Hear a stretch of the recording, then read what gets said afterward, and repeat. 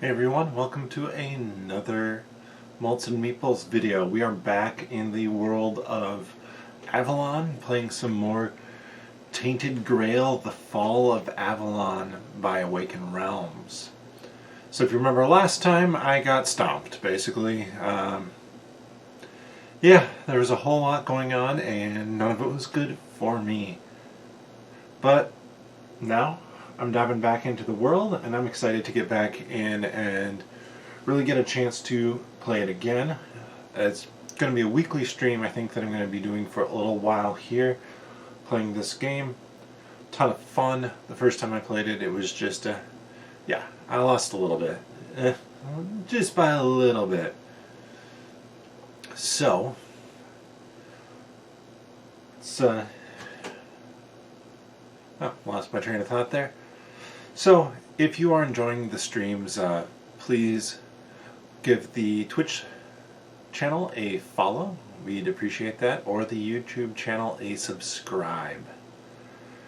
If you want to see more content, and I wrote a short kind of intro thoughts to Tainted Grail. I did that on my website, which is nerdologists.com. NERDOLGISTS.com. Sorry, I have to think that through every time I say it, but or spell it. It's second nature to type. So, but I have kind of a first impressions, and probably once I get through chapter 1 or into chapter 2, I'm going to put up a review. I've reviewed a whole lot more board games there as well as I talk about D&D, anime, and a whole lot of nerdy things. So, let's see what else is there.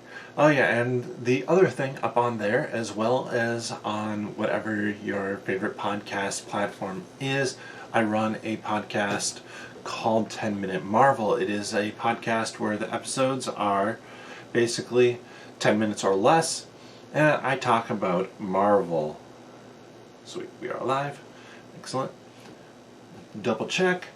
And yeah, if you have a short commute to work, this is something that you can do, that you can listen to still. It's not a long podcast that's going to eat up all your time.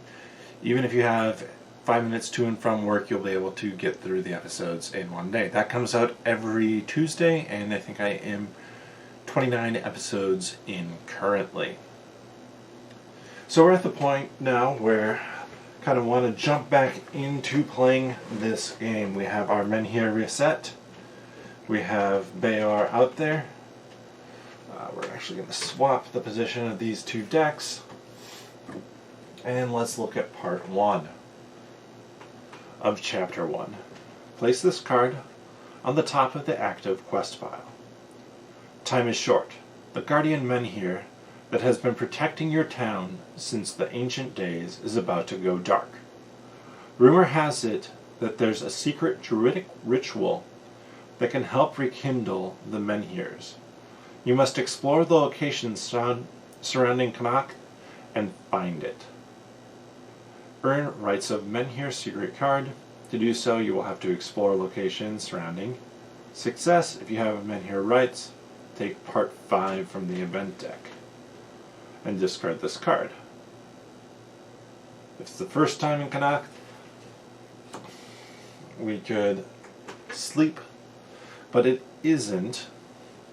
And instead, what I want to do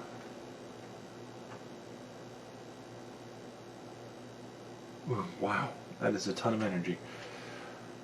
So you can do, with the Warrior Fair, you can gain experience. I would love to gain enough experience to get another point of aggression.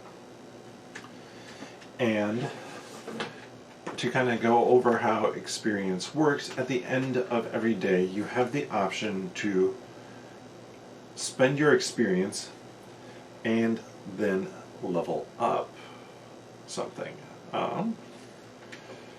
So for experience, to get another point in a skill, on page 10,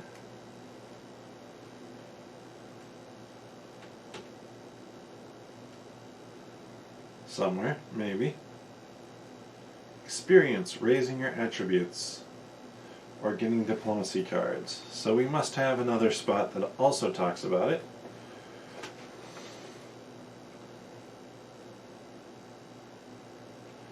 So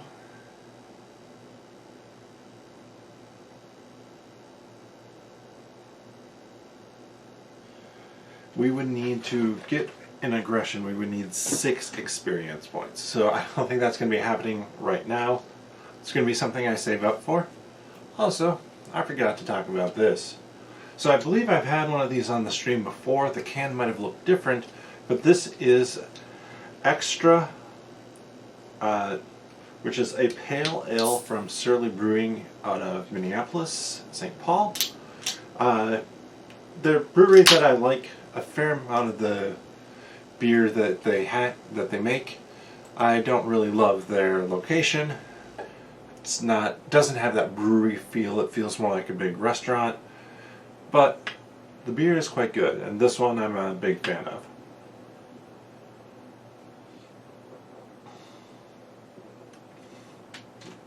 It is very hoppy, very hop forward, with a good amount of bitterness, and a lot of it tastes a lot like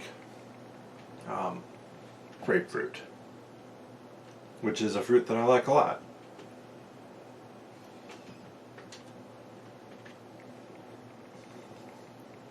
So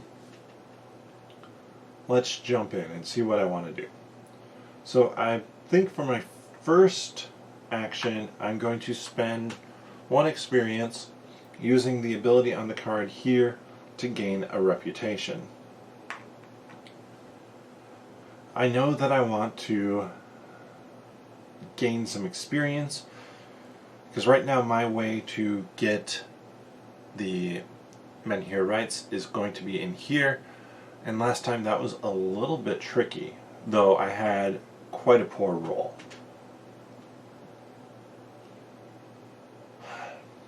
I could kind of go on the path I did before, go to the Charred Conclave, and then down there. I'm gonna try and rush this right now. Actually, I never explored the Hunter's Grove. I want to go up to the Hunter's Grove first while I have some time. I want to spend an energy to explore. On the back of the Hunter's Grove, we have. It's still here, as always. Enormous empty eye sockets. Sorry, I had to double check there wasn't anything I was supposed to do right away. Start to watch you as soon as you descend into the moss-covered basin. The horns, as wide as a longship, are now home to countless birds. Inside the vast skull lies a quiet, candlelit shrine with several straw mattresses strewn about. The local hunters call this ancient skull the Stag Father, and lay charms and offerings around it, including coin. The legends say the Stag Father takes the dreamers away to join him in the great hunt. If you don't have Tracker, go to verse 3. So we're going into our exploration journal. 102, section, not page, verse 3. A trail of blood and broken branches is not unusual in the sacred forest of the great hunter. You almost pass it without noticing. Then an imprint of a bloodied hand on a white birch bark catches your attention. The prey certainly wasn't an animal. Gained the tracker status. So, let me find my writing utensil here. Have my save sheet.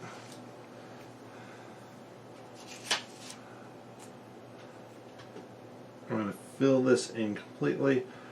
Everything I have from the first one, I have an X through, so I'm going to fill in my squares so I remember which one is which.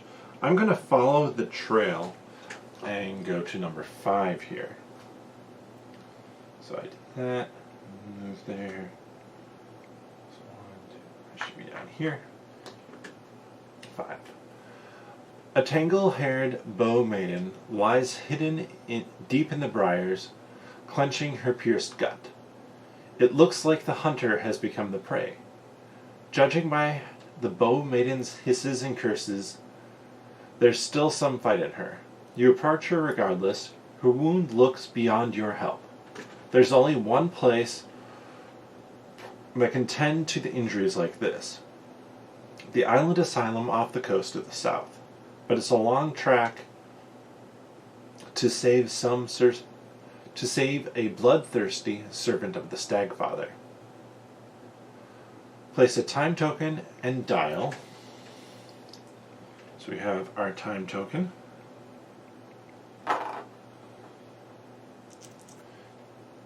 And dial. And set it to 2.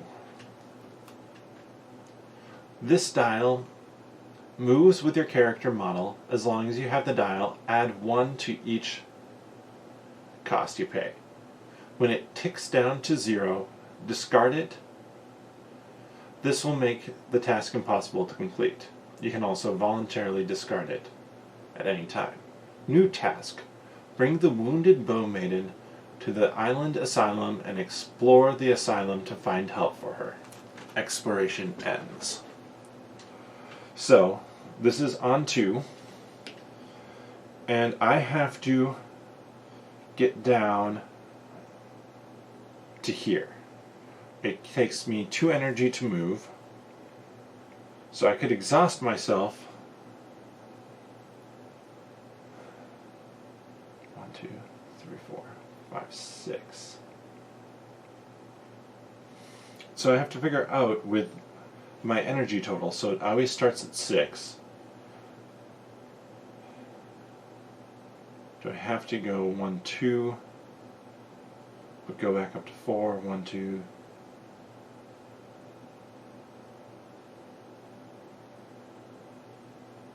I don't know that this is... Why do you keep on doing that? Sorry, if I... Doesn't look like I've dropped any frame rates or frames. There's something stupid running in the background. I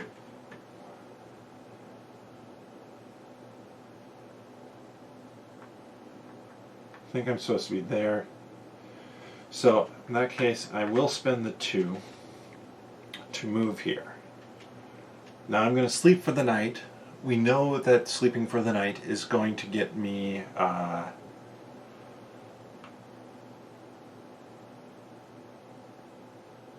spend the food. It's going to give me a dream. And just to summarize what the dream says that I have to go here, here, or here to be able to find the rights of men here. Because I didn't go all the way into exhausted, I go back up to 6.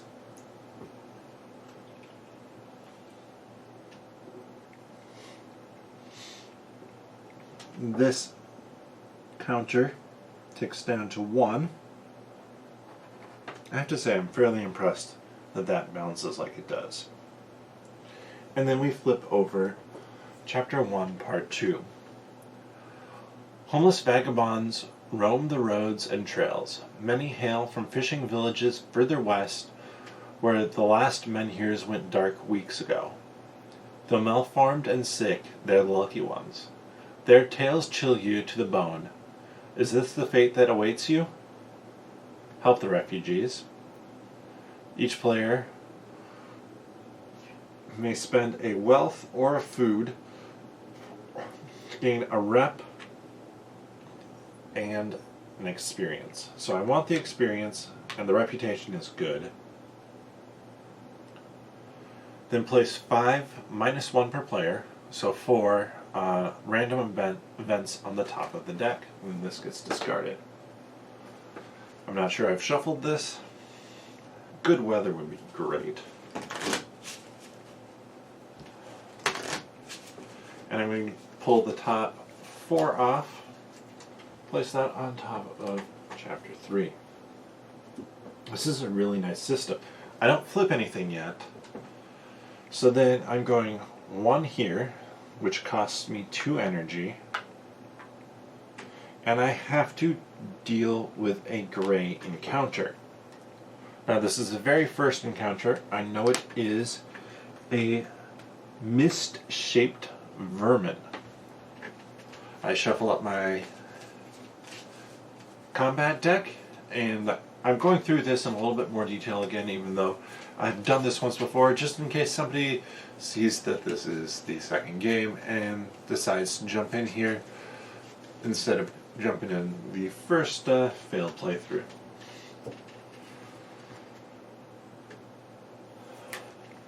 So we're going to drop this one into play first. It's a risky attack. Gets me 1, 2, and allows me to draw a card.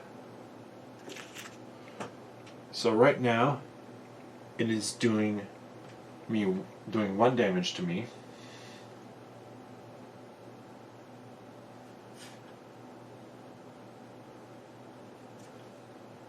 I can't get any more, so I'm going to cover this up, connecting there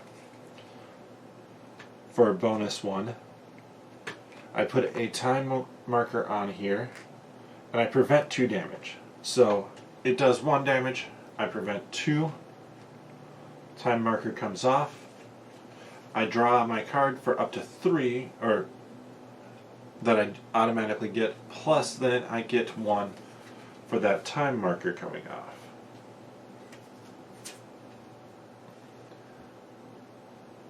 Careful planning.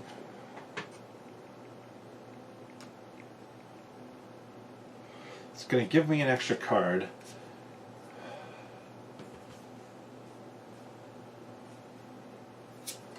And then I'm going to connect another defend in there. Well, I'm going to be exhausted, but I'm going to be able to make it. So, I have less than 3 cards, so I'm taking no damage. Less than 3 cards, or 3 or less cards, so I draw 1. Well, you always draw 1, I don't have to discard any. And then, because I again have the defense showing, I get to draw another 1.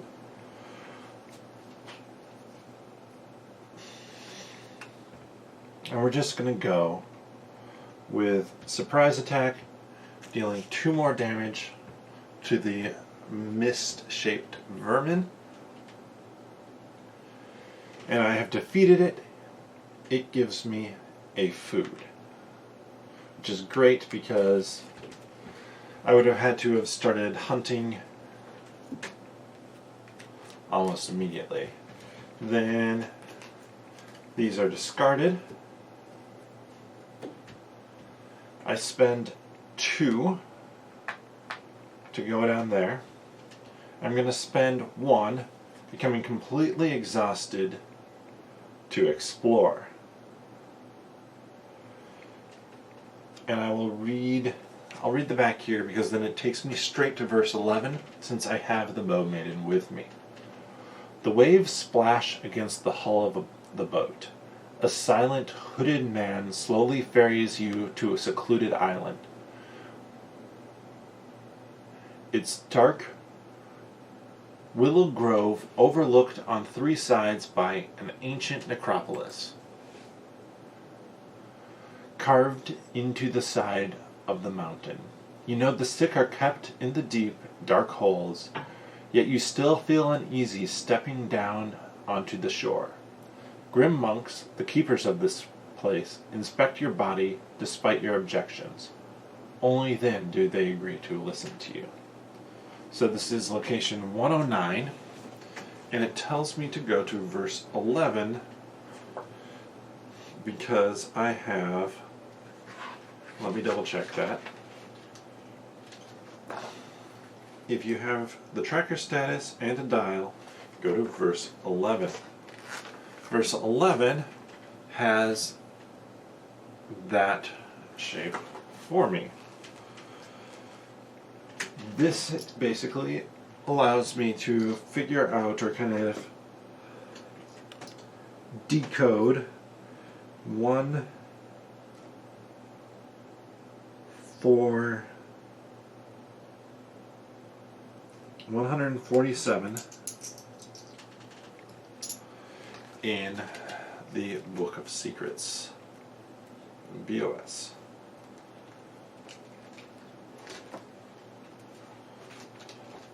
There's a lot of secrets in here. Let's see what we have.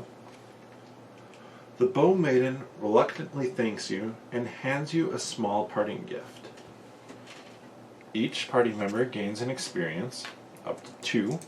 So now I'm at the point where I could, if I wanted to, start to upgrade my combat deck or another deck. Gain Stagfather's Charm secret card. Oh. Secret card number 17. And then exploration ends.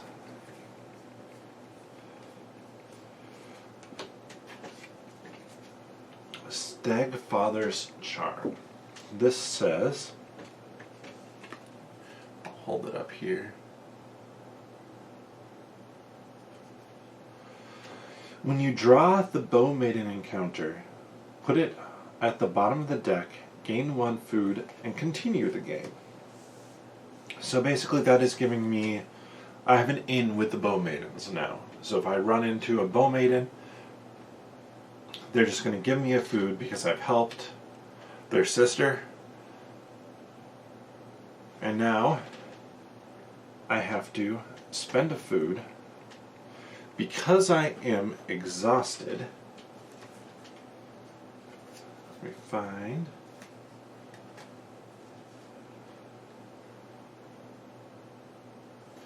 It goes up to 4. So tomorrow is going to be a slow day. The night I spend the night here, my dream says basically that this is a place, since we're like off of Avalon, the dreams aren't twisted as much and I get a good night's sleep.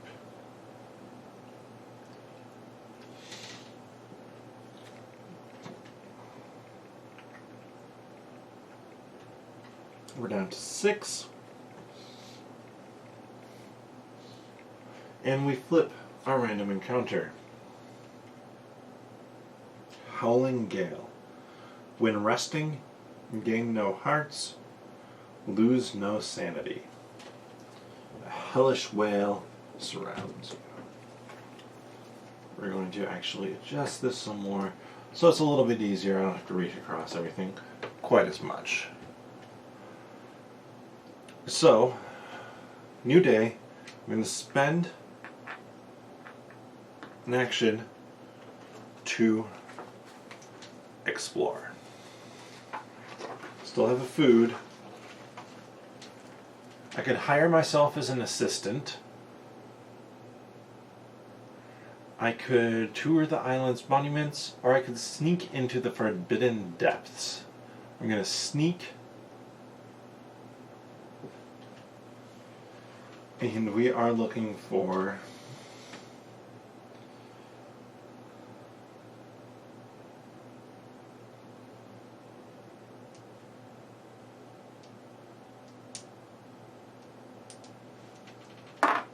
so 6.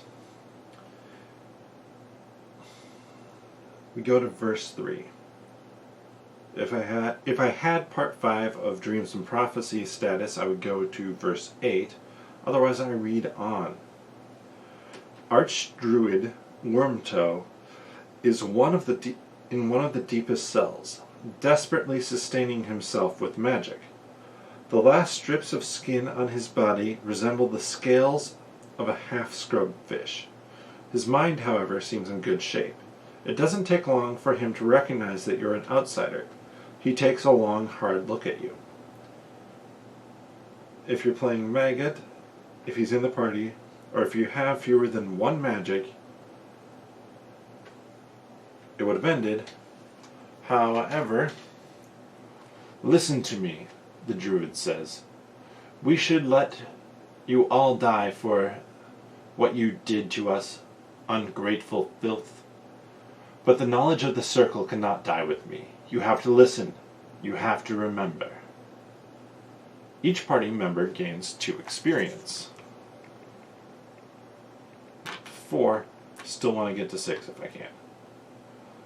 I really want to, I think, with aggression or courage, get another point in there. Gain part 5 of Dreams and Prophecies. So we can come back to this guy, but it will not take us... How do I manage that? To the same spot. Dreams and Prophecies part 5. It's filled in.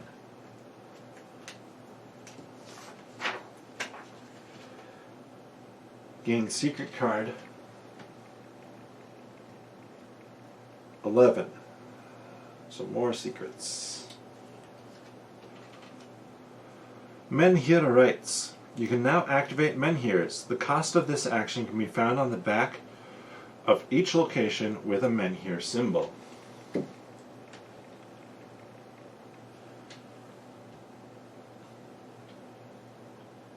Congratulations, you have completed your first quest.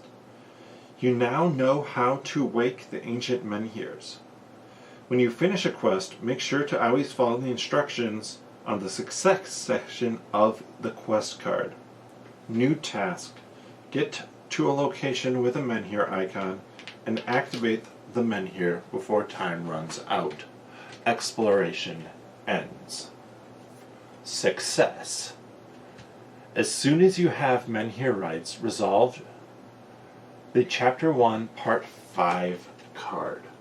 So I just can look through here, find Chapter 1 Part 5. I don't change up the order of my deck at all. Put this on top of the active quest pile. Despite your best efforts to learn and perform the ancient rite, the Menhir in your town seems beyond your help. Disheartened, you realize the only hope is to try and enable one of the 2 statues from nearby locations. Activate the Menhir at one of the nearby locations. 4 Dweller Mounds or Whitening.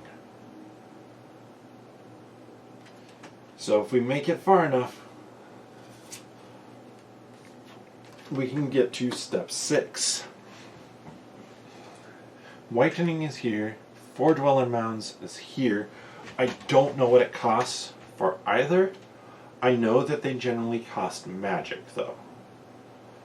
So I'm just going to, with my 1 remaining action, move here. Now I could go further, but I don't want to spend the extra energy. Plus, this gets me a gray encounter, which is a crazed farmhand. It's hard not to lose your mind when the world seems to have gone insane. 0, 2, 1 damage, 3, 2 damage, and lose a hit. Let's see. Let's see what the term rush means.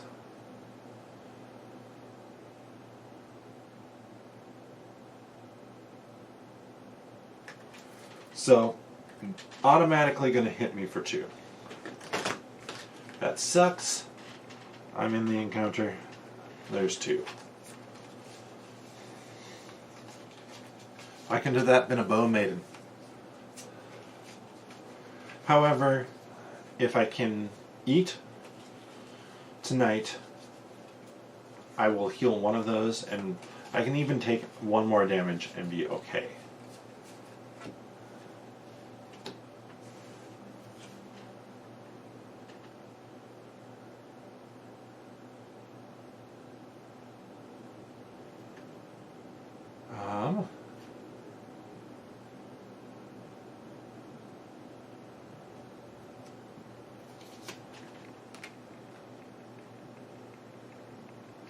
Three.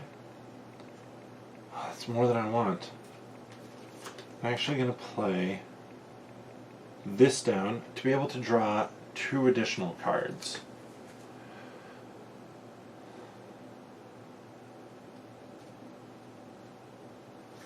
Gain 1 success for each point of damage I take. I'm going to take a single point of damage to gain the 1 hit on him. I'm at 4 cards. I have to discard 1.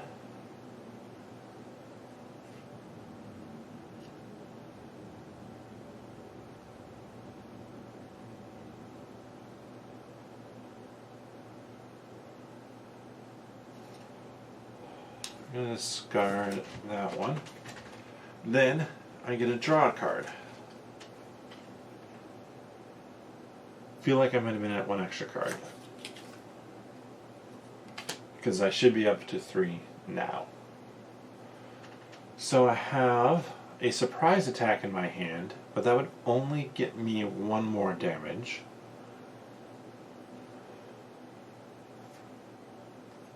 I have a Gather Thoughts. Risky attack. I'm going to play that down right now. So I gain 1 more hit. I don't gain 2 cards because I don't have... Oh, I should still have that extra card. Never mind. Because of the fact that this allowed me to draw 2 cards instead of just 1.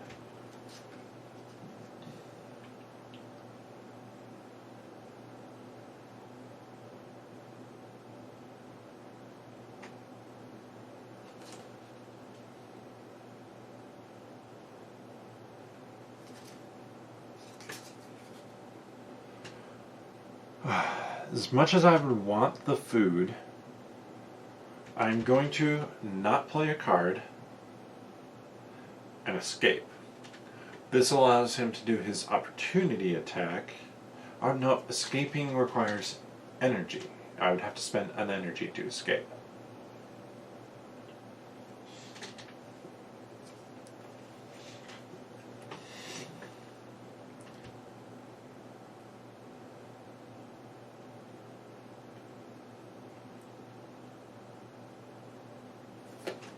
I'm going to do this. I don't gain the 2 cards. I gain another hit. And I'm really looking for that Grail symbol on this flip. Grail symbol, huzzah. Can't really see that well. But basically that gives me 2 more hits, which is enough to take him out, which gives me another food, keeps him going for another day. He goes to the bottom there. And all these cards get discarded. Well, so far this is going way better than the previous one. And then I rest for the night. I feel like this is not the best spot to rest, but I heal 1, go all the way up to the top for energy, and we are in location 104, which means I read the dream for 104. Have I said how much I like this adventure exploration journal? Great.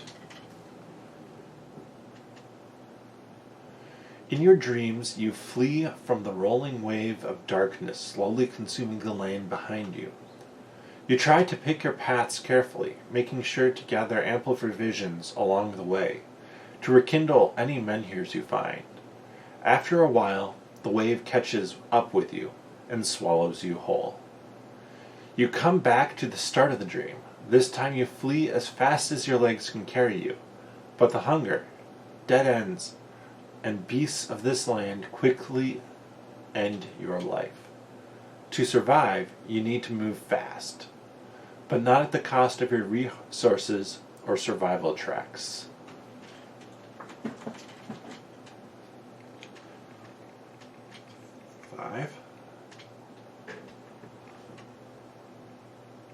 And we flip a random event. Full moon. Whenever you would draw a random purple encounter, draw 2 and pick the one with the highest value. Whenever you would draw a random green or gray encounter, draw a purple encounter instead. The cost of activating menhirs is lowered by 1 magic. So I was thinking, because Erev requires 1 more magic, which means he always requires 1 magic to let him in here, that I would try to farm a magic here to get up here. However, now I'm just going to move here for 1 action to start the day, and I get a blue encounter. Suspicious Guard. So this is a diplomacy encounter, which is different from a combat encounter. Whereas the combat uses aggression, courage, and practicality, the diplomatic encounters use empathy, caution, and spirituality. I have both empathy and caution, but not spirituality. I'm looking for anything that would give me this kind of Celtic knot type symbol, and then on the enemy's turn, they lower it by 1. I'm trying to make this reach the top. If I fail, it goes to the bottom.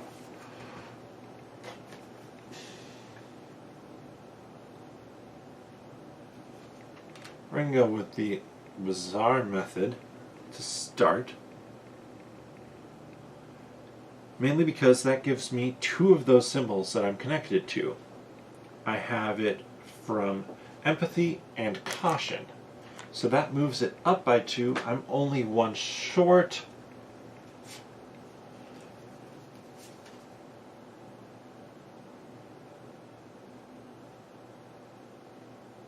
Rhetoric.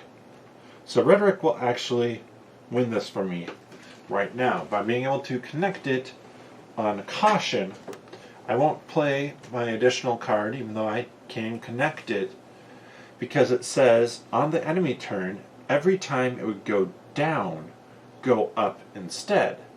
So this tells me enemy turn, it's going to go down. So it goes up to the top. I've completed my talking to the suspicious guards, and I gain a reputation. I'm sitting at 3 rep, which is quite nice. This goes on the bottom of the blue deck.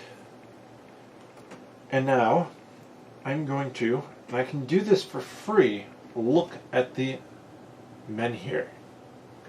Requires all characters, and the menhir's right secrets card.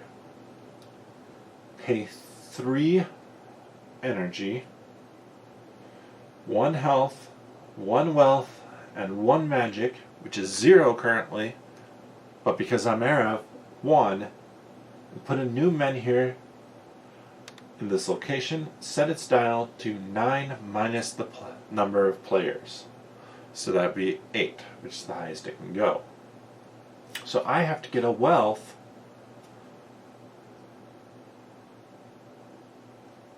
So I need to explore the whitening. 107. Hopefully here I can find a wealth. That kind of sucked, but I spent my 1 wealth helping those people for experience. And I'm not sure where to find wealth, especially since I also, after today, am going to have to get more magic. So, whitening. The hole is here, as always, gaping right in the middle of the whitening. The white lichen that gave this town its name seems to grow out of it. It covers the walls of the nearby halls with a thick coat. Only close up can one can discover it is, in fact, a layer of small sparkling crystals, like sea salt, on the wooden posts of a pier. As you inspect it, several people watch you suspiciously. Go to verse 7. If you have more than 2 rep, go to verse 12, otherwise to 11.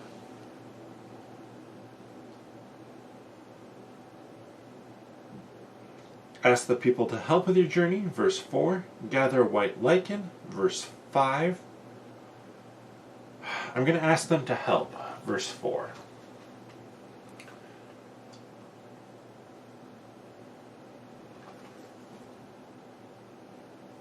Sum up the food and wealth of all the party members. 1. If you have fewer than 2 wealth and fewer than 2 food, I can add 6 to whatever I roll. So I have a 12, and I go to verse 9.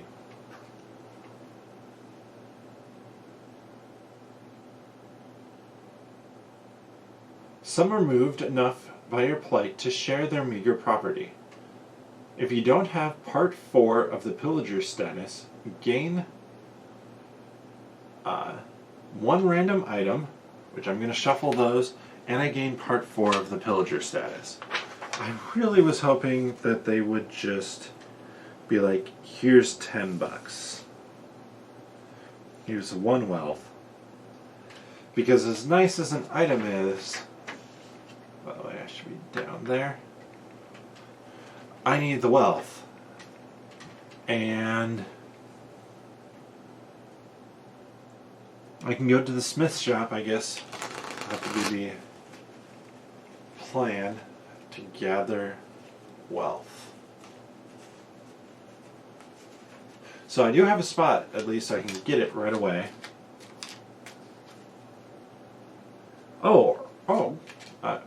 Do I need a food though? I think I need a food as well. Let's see what item we got. Healing extract. It allows me to heal 3, which is great. And I can look at the back of this. I don't need food. So, I can trade, and this is going to suck a little bit, my food to gain a wealth for an energy. Then, to light this, which I'm going to do, I need 1 magic, because I don't want to have to go farm an additional magic, 1 wealth, health, and 3 energy. And we get a menhir here with 8. So the cool thing about getting the menhir here now with 8 on it, and I have to adjust my setup now because we have lit up a new location. And not just a new location, 2 of them. We have 117, which is the first farmhold, and we have 114.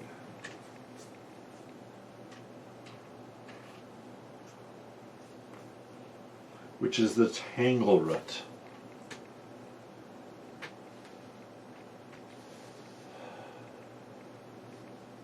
Now, the part that sucks. Well, first, before that, let's look at the success. When you activate one of these menhir, resolve Chapter 1, Part 6. Chapter 1, Part 6. Congratulations! You've completed the first chapter of the Fall of Avalon campaign. Gain 2 experience and 1 magic. Each character gains 1 free combat deck advancement.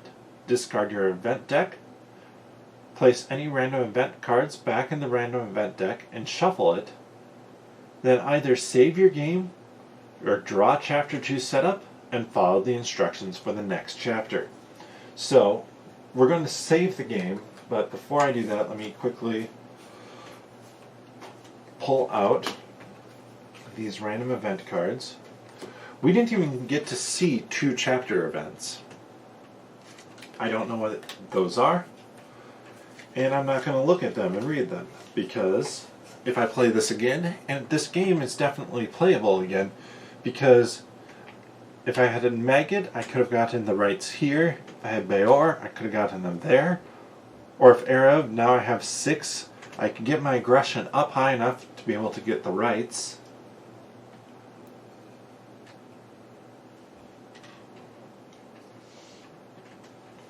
So, I get to advance my combat deck.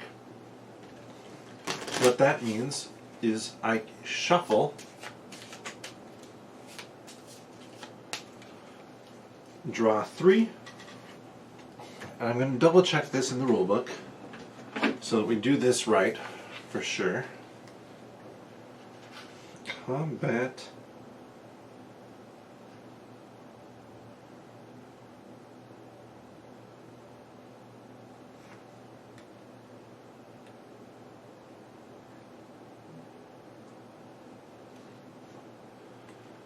Let's see.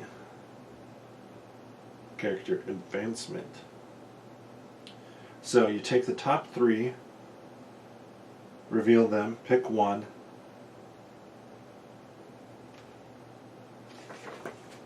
So I have 3. Oh, ooh. So I have 2 that are Arabs.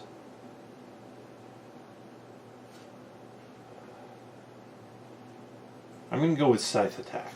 So Scythe Attack, no, I am going to go with, oh no, I'm going to go with Scythe Attack.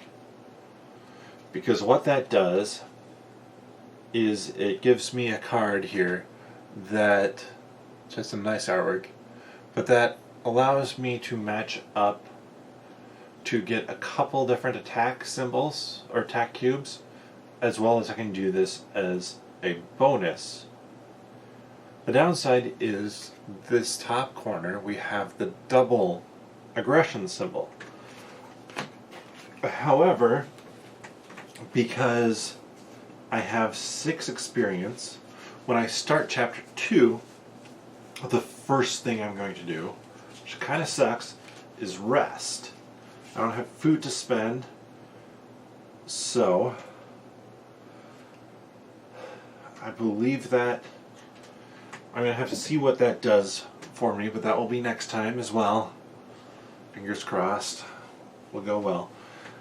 But then I'm going to spend experience to get another point of aggression. I have multiple cards that have 2 aggression on them, and that seems like what's really going to be useful for me right now. I want to get a spirituality, which I believe costs 2 to get the next one there, since there's only 1 practicality. Maybe it's 3, but that will probably be the next one I get. Since I'm playing by myself, I want to have a pretty balanced character. Oh, so that is done. We have a couple of men here in place. I'm going to have to figure out how the heck I want to adjust everything, because I'm going to need to place cards here, here, and here. Plus I have a whole lot more area to explore.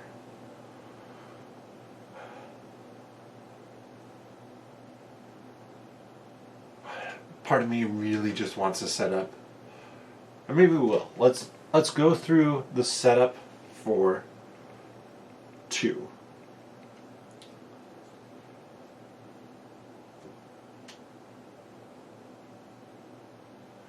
So I'm looking for, to start off, and I'll probably be reaching across stuff, oddly, or looking over, but I need to find the event cards for this chapter, which I think I have them. No, that's special event. 1, 2, 3. I have 3 event cards for this chapter. Set that down there. Flip this over.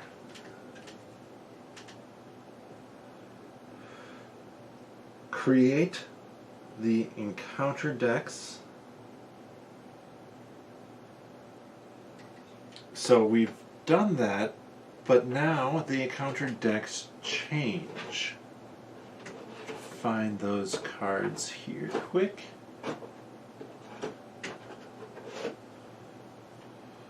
So advancement pool.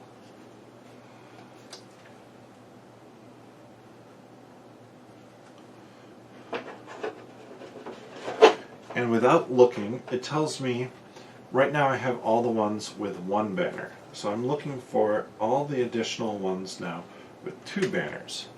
So I add those. I will shuffle in a second here.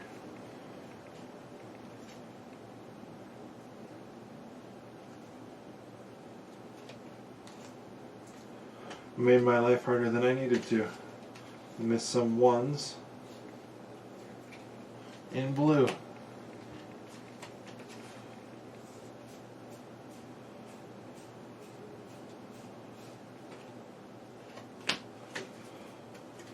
Potentially. Now, they might have just been as difficult as anything else.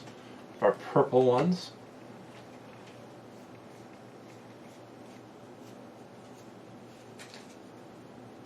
We have our gray.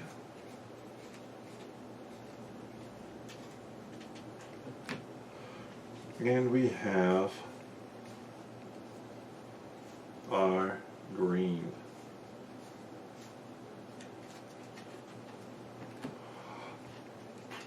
So, I do see one issue with having blitzed through it as fast as I did. I have 1 upgrade in combat cards. I have no upgrades in diplomacy cards. I have don't have that many upgrades in combat. So, that means those level 2 ones could be very difficult. You've watched the first play. I had trouble with some of the level 1 encounters. They weren't necessarily impossible, but they were tough. And depending on what you draw, it can be even harder at that point. So I need to plan out what I'm going to do for the next few times and just kind of think about it. I could continue into, I'm not going to continue into Chapter 2. I could continue into Chapter 2. I really want to continue into Chapter 2. Because this hasn't been quite an hour yet, and I was okay with going up to an hour and a half, but I shouldn't. Is what it comes down to. I shouldn't. This is a natural breaking point. I don't want to have it overstay its welcome. I don't think it would. So, with that, I am going to sign off. This has been a blast. This will be interesting to pick up from, and I'm excited to pick up from it.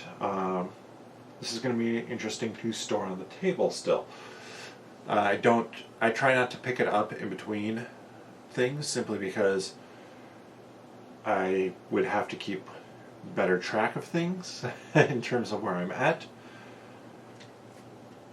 But I don't have a massive cover to put over the top of this. But I know it can cover enough for that, so if I move this one down, I should be good. But that's more information than you needed to know. So I'm going to wrap up this stream of Malts and Meeples. I want to thank you, those of you who watched or are checking it out later on YouTube. Appreciate it. If you are enjoying the content, please consider subscribing to the YouTube channel or to following me on Twitch. That bottoms up.